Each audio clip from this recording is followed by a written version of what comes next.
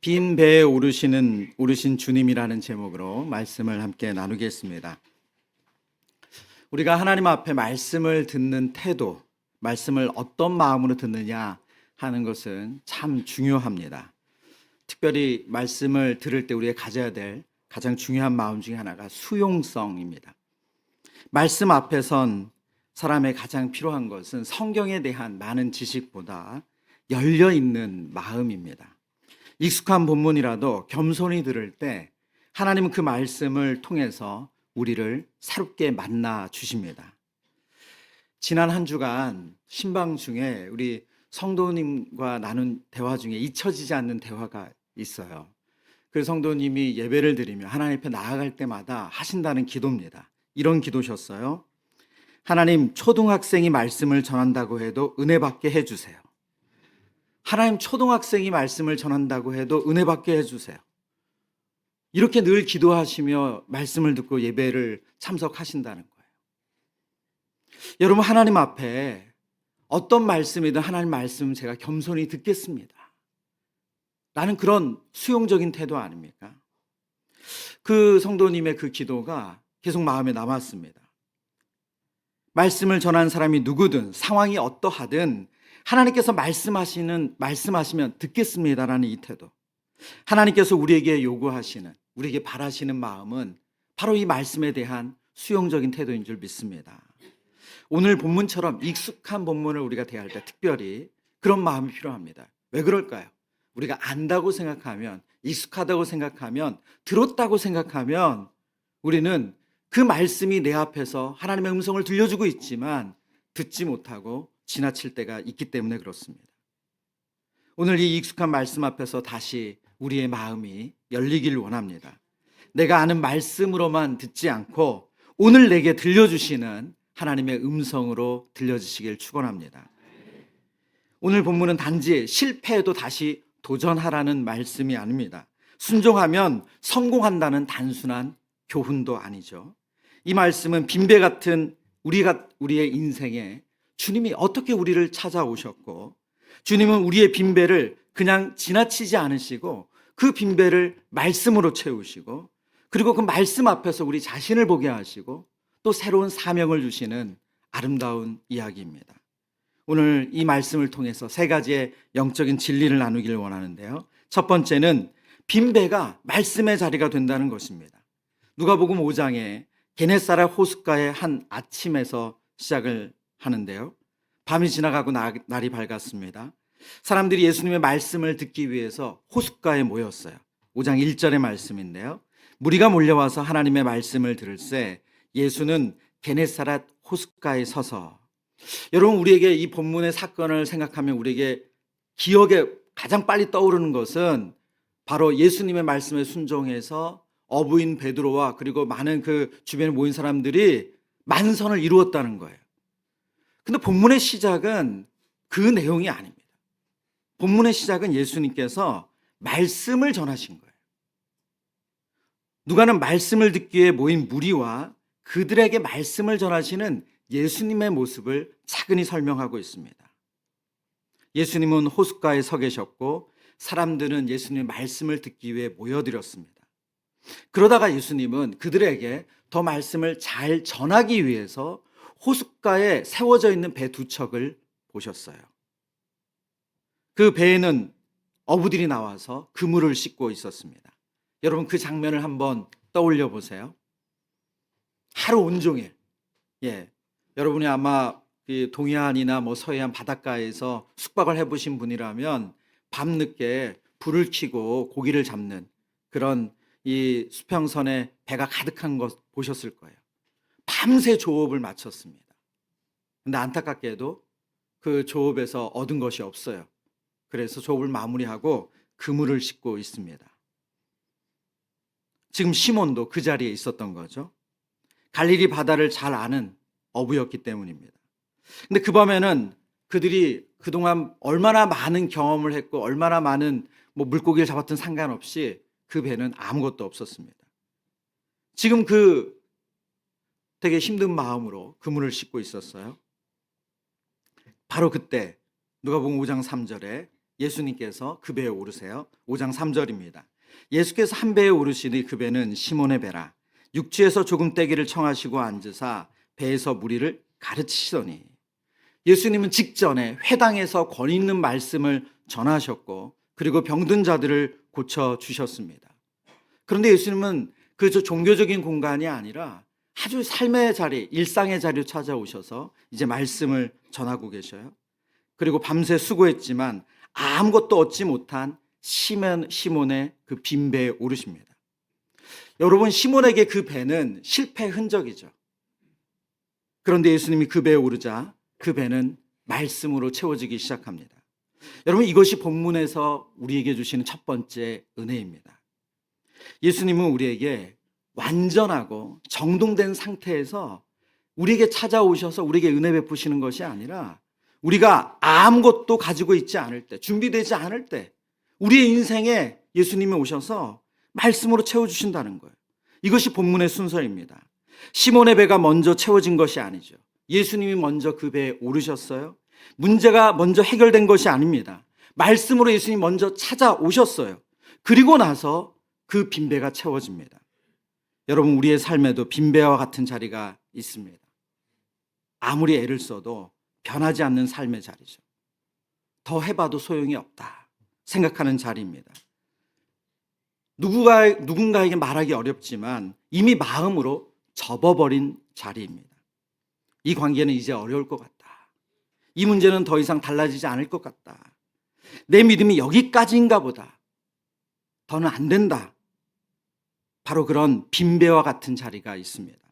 근데 주님은 바로 그런 자리에서 우리를 찾아오세요. 우리가 숨기고 싶은 그 빈배를 외면하지 않으십니다. 그리고 그 배에 오르세요. 그리고 그 자리에서 말씀하십니다. 아마 시몬은 처음에는 알지 못했을 거예요. 예수님이 그 배에 오르는 것이 그의 인생을 이렇게까지 바꿀 것이라고 전혀 예상치 못했을 겁니다. 아마도 누가복음 4장의 후반부의 내용을 보면 시몬은 예수님께 받은 은혜가 있잖아요. 그의 장모님이 고침을 받았잖아요. 그리고 권위 있는 말씀에 은혜를 받았잖아요. 아마 그래서 예수님 배에 오르실 때 그냥 그 배에 오르실 수 있도록 자리를 마련했을 수 있습니다. 그러나 이미 변화는 시작되고 있었습니다. 주님은 시몬의 배를 사용하셨지만 사실 시몬의 삶을 부르고 계셨습니다. 주님은 시몬의 일터에 오셨지만 사실 시몬의 인생 중심으로 예수님은 들어오고 계셨어요. 말씀을 전하기를 마치신 예수님께서 이제 시몬에게 직접 말씀을 하세요. 5장 4절 같이 읽어보겠습니다. 시작. 말씀을 마치시고 시몬에게 이르시되 깊은 데로 가서 그물을 내고 고기를 잡으라. 여러분, 이 말씀, 우리가 너무나도 익히 잘 아는 이 말씀, 참 듣기에는 단순해 보이지만 우리가 어부 시몬의 입장에서 생각해 보죠. 여러분, 밤새 고생해서 조업을 마쳤는데 아무것도 얻은 게 없습니다. 그리고 어떻게 해요? 그물은 다 씻어두었어요. 그물은 다 씻어두었어요. 이제 식당 영업 끝났어요. 예, 그날 공쳤어요. 근데 다시 문을 여는 것과 똑같은 거죠. 이미 해보았기 때문에, 밤새 고생했기 때문에 경험으로나 그리고 어부의 경력으로 보나 사실 시몬에게 이 말씀을 듣는 것은 쉽지 않습니다. 그리고 엄격하게 얘기하면 예수님의 직업은 목수셨잖아요. 지금 이런 데서 나설 자리가 아니잖아요. 우리가 언제 마음이 불편해집니까? 내가 몰라서 못하는 것처럼 누군가 말할 때 아닙니까? 나도 다 아는데, 해보았는데, 근데 다시 해보라고 하면 마음이 불편해지죠. 그래서 시몬이 대답합니다. 선생님, 우리들이 밤이 새도록 수고하였으되 잡은 것이 없지만은, 이 말에는 시몬의 피곤함이 담겨 있어요. 주님, 저희가 모르는 것 아닙니다. 안 해본 것 아닙니다. 대충 한 것도 아닙니다. 정말 열심히 해보았어요.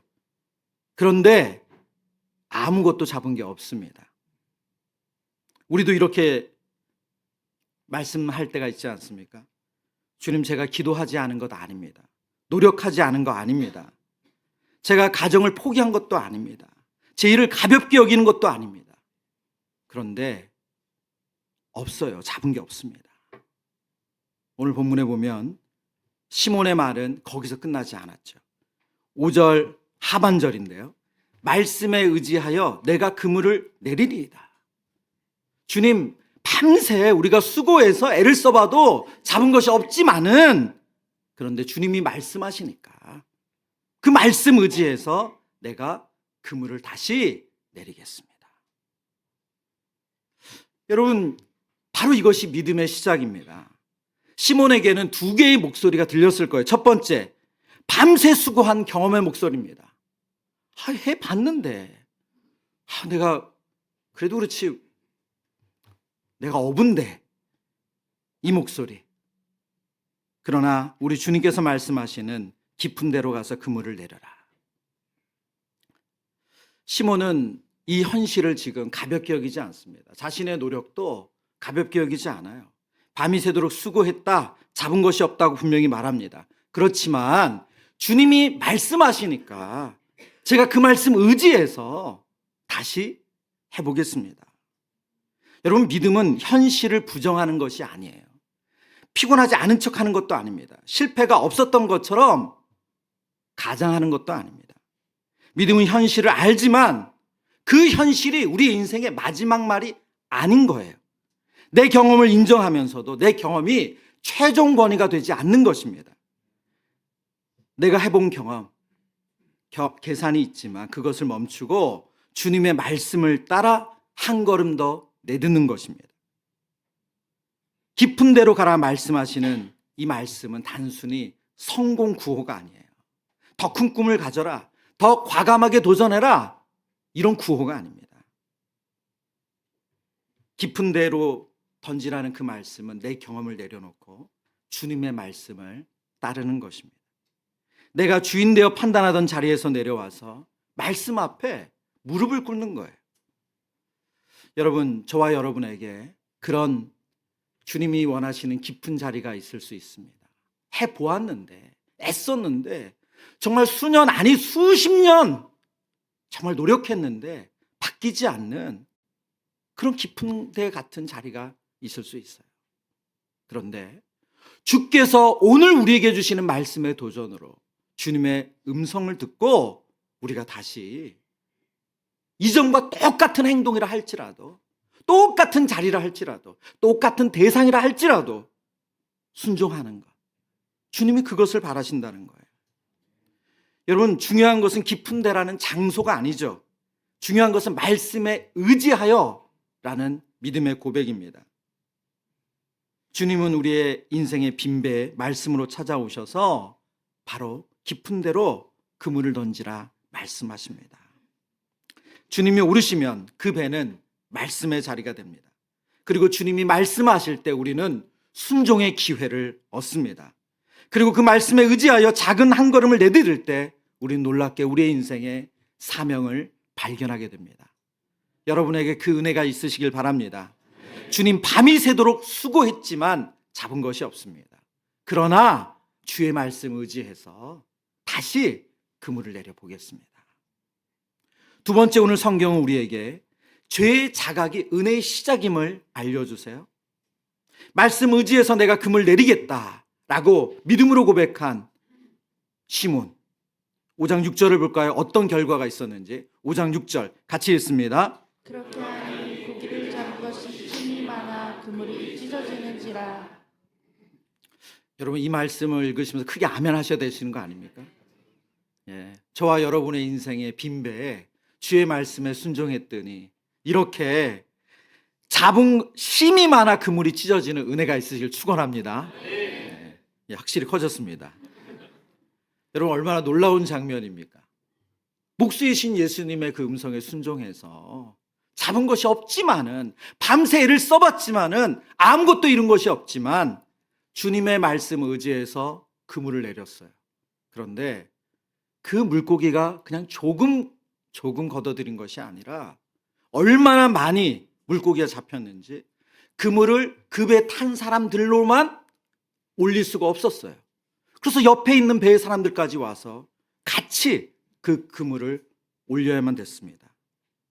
성경이 뒤에 보면 너무너무 물고기가 많아서 배가 거의 물에 가라앉을 지경이었대요. 예수님의 말씀 앞에서 모든 것이 달라졌습니다. 빈 배가 가득 찼어요. 헛수고처럼 보였던 밤이 새롭게 해석이 되었습니다. 시몬의 경험과 계산으로는 불가능했던 일이 주님의 말씀에 순종함으로 일어났습니다. 근데 여러분, 이 말씀을 우리가 해석할 때 주의해야 될 것이 있습니다. 이 장면을 너무 빨리 순종했더니 복받았다 라고만 읽으면 안 됩니다. 물론 시몬은 순종했고 놀라운 기적을 경험한 것이 맞습니다. 그러나 누가는 이 사건을 통해서 우리에게 전하려는 메시지는 사실 거기에 핵심 메시지가 있지는 않아요. 이 기적의 핵심은 물고기가 많아졌다는 데 있지 않습니다. 이 기적의 핵심은 이 물고기를 많게 하시는 예수님이 누구신지를 아는 데 있습니다. 시몬은 그날 본 것은 단지 많은 물고기가 아니었어요. 그는 자기 배 위에서 그 일을 행하시는 예수님을 보았습니다. 조금 전까지는 시몬이 예수님을 선생님이라고 불렀습니다. 존경할 만한 분, 그리고 그가 받은 은혜가 있잖아요. 그런 특별한 분으로 보았어요. 그러나 아직 예수님이 자기 존재 자체를 흔드는 거룩한 주님으로 밝게 한 것은 아니었습니다. 그런데 기적 이후 시몬의 고백이 달라지죠. 5장 8절입니다. 5장 8절. 시몬 베드로가 이를 보고 예수의 무릎 아래 엎드려 이르되 주여 나를 떠나소서 나는 죄인이로소이다 하니. 시몬은 그때부터 예수님을 뭐라고 부릅니까? 주님이라고 불러요.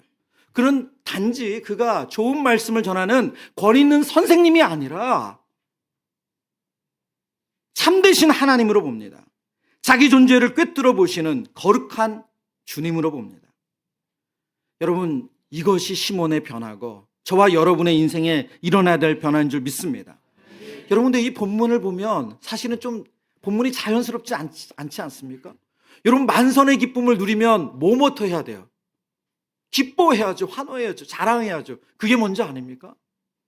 아니 지금 빈배로 왔다가 아니 배가 이렇게 가득 찼고 이 정도의 만선은 뭐 그의 인생에 한두 번쯤 있었는지 모르지만 놀라운 기적인데, 근데 오늘 본문에 보면 시몬이 이 일로 기뻐하지 않아요. 환호하지 않아요. 사람들에게 자랑하진 않습니다. 그는 바로 예수님의 무릎 앞에 엎드려서 주여 나를 떠나소서 저는 죄인입니다. 나는 죄인입니다. 여러분, 왜 이런 반응을 보입니까? 왜 이런 반응을 보일까요?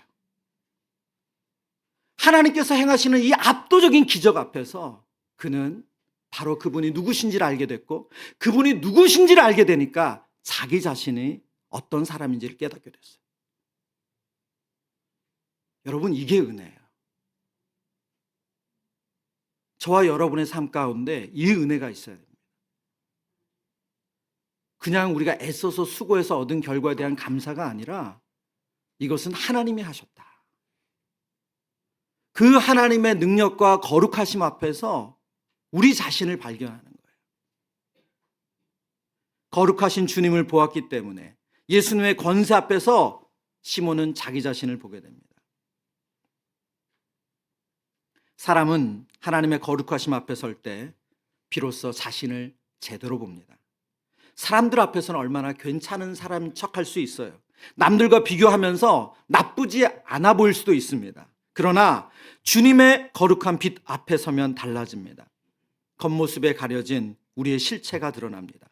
포장을 벗겨낸 우리의 빈약함과 연약함이 적나라하게 드러납니다. 베드로는 그 순간 자기 인생의 가장 깊은 문제를 보았습니다. 그것은 인생의 경제적인 어려움이 아니었어요. 미래에 대한 걱정이 아니었습니다. 바로 자신이 죄인이라는 사실입니다. 여러분, 이 고백은 자기 비하가 아닙니다. 자신이 쓸모없는 사람으로 낮추는 말이 아니에요. 우리가 거룩하신 하나님 앞에 설 때 우리의 본연의 모습을 보게 되는, 우리의 실체를 마주하는 모습입니다. 여러분, 자기 비하는 사람을 절망으로 끌고 갑니다. 그러나 죄의 고백은 사람을 주님께로 이끕니다. 자기 비하는 나는 아무 가치가 없다라고 생각하게 하지만 죄의 고백은 나는 은혜 없이는 살 수 없다고 고백하게 합니다. 저와 여러분에게도 이 은혜가 필요합니다. 우리 주님은 우리의 배만 채우는 분이 아니세요. 우리의 빈 배만 해결해 주는 분이 아니십니다. 우리 자신을 보게 하십니다. 때로 주님은 실패를 통해서 우리를 보게 하시고요. 때로는 성공을 통해서 우리를 더 깊이 보게 하십니다. 일이 잘 풀릴 때, 사람들이 인정해 줄 때, 결과가 좋아질 때, 그때 주님은 우리의 마음에 물으십니다. 이 은혜 앞에서 너는 누구냐? 이 모든 것을 내 능력으로 여기고 있느냐? 아니면 하나님께서 주신 은혜로 알고 있느냐? 베드로는 성공의 순간에 무릎을 꿇었습니다. 이것이 건강한 영혼의 반응입니다. 여러분, 기도응답을 자기 자랑으로 삼지 않고 채워진 배에 배 앞에서 주님을 잊지 않는 것, 오히려 그 은혜 앞에서 주님 저는 죄인입니다 라고 고백하는 것, 이것이 성도의 바른 태도인 줄 믿습니다. 이어서 베드로가 뭐라고 고백합니까? 주여 나를 떠나소서. 이 말에는 두려움이 담겨 있어요. 거룩한 주님 앞에서 자신이 감당할 수 없는 존재임을 깨달은 사람의 모습이죠. 주님, 나와 같은 사람, 저처럼 저와 같은 죄인과는 같이 계시면 안 됩니다. 저는 주님을 감당할 수 없습니다. 그러나 주님 뭐라고 말씀하십니까? 무서워하지 말라라고 말씀하세요. 그가 그런 모습을 고백할 때 밀어내시는 것이 아니라 무서워하지 말라 말씀하십니다. 여러분, 이 말씀 안에 복음이 담겨 있죠. 예수님은 우리의 죄를 가볍게 여기시거나 간과하시는 분이 아니세요. 그래, 그럴 수 있어, 넘어가는 분이 절대 아니세요. 저와 여러분의 말의 실수, 생각의 죄, 악한 행동에 대해서 예수님께서 가볍게 여기시지 않습니다. 여러분, 착각하시면 안 돼요. 아무 문제 없다는 뜻으로 말씀하시는 것이 아니에요. 죄는 별것이 아니다, 그렇게 말씀하시는 거 아닙니다. 내 죄가 사실이지만, 너가 죄인인 것이 맞지만, 그러나 내가 너를 버리지 않으신다는 거예요. 그래서 우리 주님께서 십자가를 지신 거예요. 예수님은 죄인을 보시고도 떠나지 않으시는 분이십니다. 그렇다고 죄를 대충 덮으시는 분이 아니세요. 베드로는 배 위에서 무서워하지 말라는 하고 하신 주님, 그 주님의 은혜를 경험했습니다. 그리고 나중에는 십자가에서 그를 위해 죽으시는 그 온전한 의미를 그는 깨닫게 됩니다. 혹시 오늘 우리도 마음속으로 베드로처럼 이렇게 주님 앞에 말씀하시는 분들이 있을 수 있습니다. 주님, 저는 부족합니다. 주님, 저는 아직 준비가 안 됐습니다. 저 같은 사람을 어떻게 주님이 사용하실 수가 있겠어요? 그런 우리를 향해서 우리 주님께서 그런 우리의 마음을 꿰뚫어 보시고 말씀하시는 거예요. 무서워하지 말래요. 무서워하지 말라. 우리의 죄보다 주님의 은혜가 큽니다. 우리의 연약함보다 하나님께서 여러분을 붙드시는 것이 더 강한 줄 믿습니다. 우리의 두려움보다 주님의 부르심이 더 강합니다. 그래서 우리 주님께서 우리의 빈배에 오르셔서 말씀하여 주실 때 저와 여러분이 이 무서워하지 말라는 주님의 음성을 듣고 용기 내시기를 축원합니다. 마지막으로 오늘 성경은 일상의 자리를 소명의 자리로 바꿔주시는 그 예수님의 은혜를 말씀하고 있습니다. 무서워하지 말라라는 말씀으로 예수님은 베드로를 다시 일으켜 주셨어요. 거룩하신 주님 앞에서 자기의 죄인됨을 보고 무너진 사람을 예수님은 다시 일으켜 세워주셨습니다. 그런데 여기서 끝내지 않으셨다는 거예요. 우리 5장 10절 하반절 말씀 같이 읽습니다. 시작. 이제 후로는 내가 사람을 취하리라 하시니. 이제 후로는 내가 사람을 취하리라 하시니. 지금 예수님께서는 자신의 본연의 모습을 깨닫고 주님을 두려워하는 그를 용납하는 것으로만 끝내신 것이 아니라 이제 사명을 부여하세요. 새로운 인생의 시작을 열어주십니다. 여러분, 오늘 말씀을 다시 생각해 보면 빈배로 시작했잖아요. 밤새 수고했지만 아무것도 잡지 못한 어부의 모습으로 그는 출발했습니다. 그런데 이제 그 빈배가 물고기로 가득 찼습니다. 2배가 가득 차서 배에 잠길 만큼 되었습니다. 어부에게 이보다 더 놀라운 순간이 어디 있겠습니까? 그런데 여기서 우리 주님은 이야기를 끝맺지 않으시고 바로 사명으로 연결시키신다는 거예요. 여러분, 이것이 우리의 인생에 참 중요합니다. 우리는 우리의 간절한 삶에 문제가 있고 결핍이 있기 때문에 하나님, 이거 해결해 주세요. 이거 도와주세요. 그 은혜가 우리가 전부인 것처럼 여길 때가 너무 많아요. 이번에 우리 아이 이것만 해결되면, 우리 가정에 이 문제만 해결되어지면, 여러분, 물론 하나님은 그것도 긍휼히 여기시고 도우시기 원하시는 분이 맞습니다.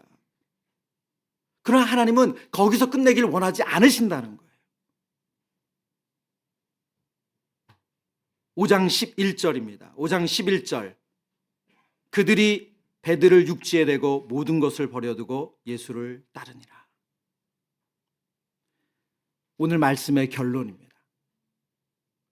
예수님은 빈배로 시작한 어부 시몬의 인생을 예수님을 따르는 인생으로 그에게 새로운 삶을 열어주셨어요.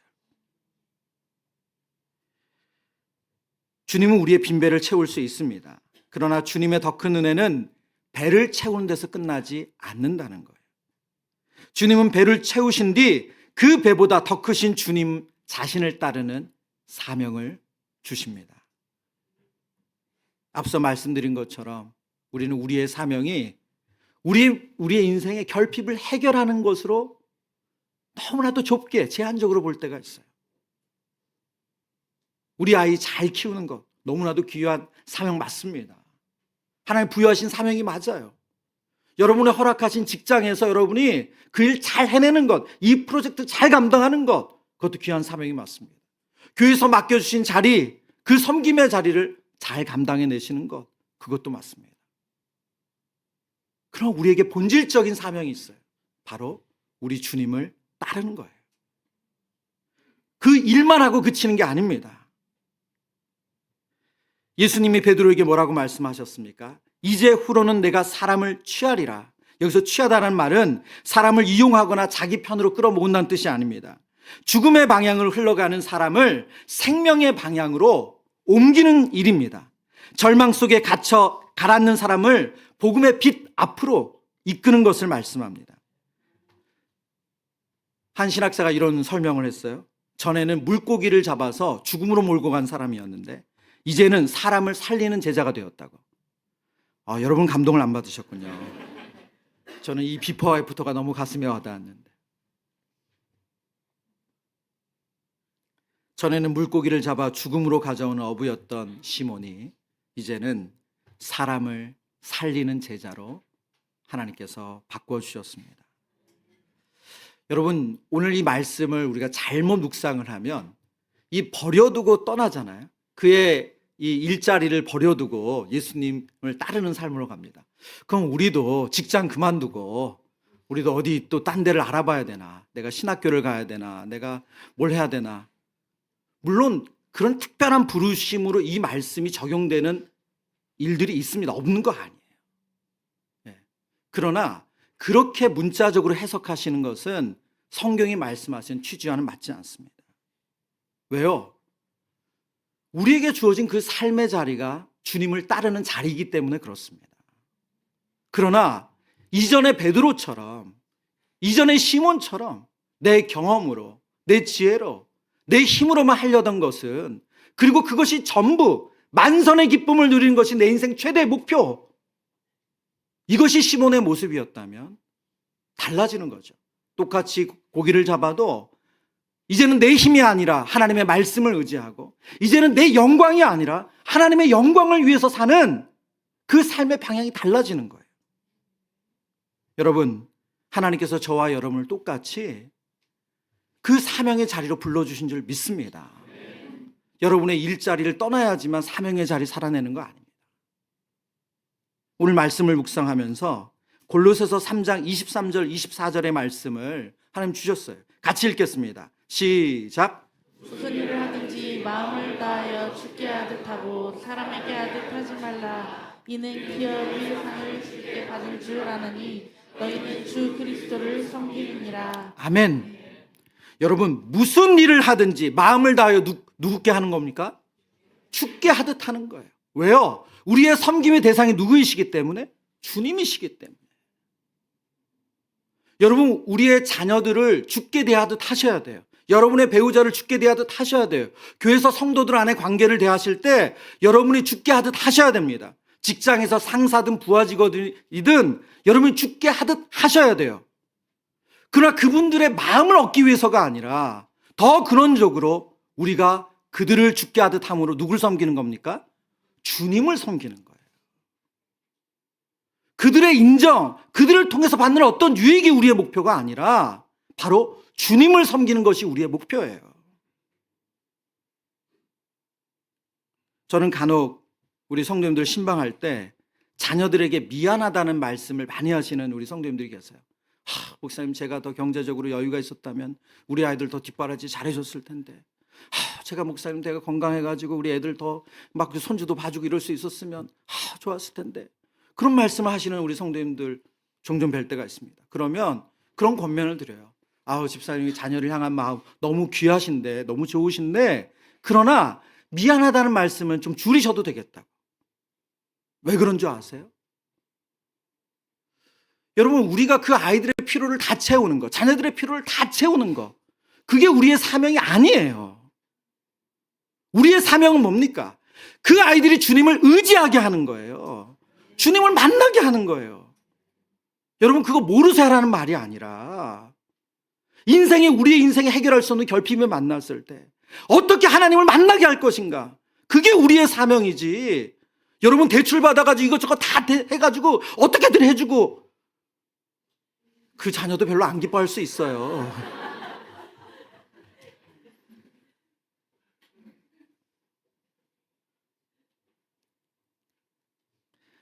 하나님께서 우리에게 허락하신 삶의 자리가 사명의 자리입니다. 복음을 전하는 자리이고 예수님을 증거하는 자리예요. 저는 직장 생활을 해보지 않았습니다. 한 3년간 출판사에 근무하긴 했지만 그 출판사도 뭐 기독교 출판사라 제가 목사였기 때문에 사실 직장 생활이라 말하기 어렵습니다. 그러나 우리 성도님들의 직장 생활 참 쉽지 않죠. 참 쉽지 않습니다. 그래서 그것은 돈 버는 곳, 교회는 예배하는 것. 여러분, 우리가 이분법적으로 이렇게 생각하기가 참 쉬워요. 그러나 그곳에 하나님은 우리를 두신 이유가 있어요. 분명 그곳 교회 아닙니다. 그곳이 따뜻한 말로 가득 찬 곳이 아니에요. 그러나 그러기 때문에 여러분이 그 자리에서 그리스도인으로, 성도로, 하나님의 사랑으로 죽게 대하듯 할 때 여러분, 그때 복음이 증거되는 거 아닙니까? 왜 자꾸 우리는 쉽게 이렇게 구분을 할까요? 오늘 하나님께서 저와 여러분의 빈배를 보기를 원하세요. 무엇이 비어 있는가? 하나님이 그 빈배를 보게 하시는 것이 은혜인 줄 믿습니다. 그리고 빈배에 오르셨을 때 우리 주님은 그곳을 말씀으로 채워주십니다. 그리고 그 말씀 앞에서 우리는 우리가 죄인임을 깨닫고 그 말씀을 주시는 하나님이 누구신지를 깨닫습니다. 거기서 우리는 주님 주시는 사명을 발견합니다. 한 주간 여러분의 주어진 그 일상의 자리가 주의 말씀에 들려지는 사명의 자리 되시길 축원합니다.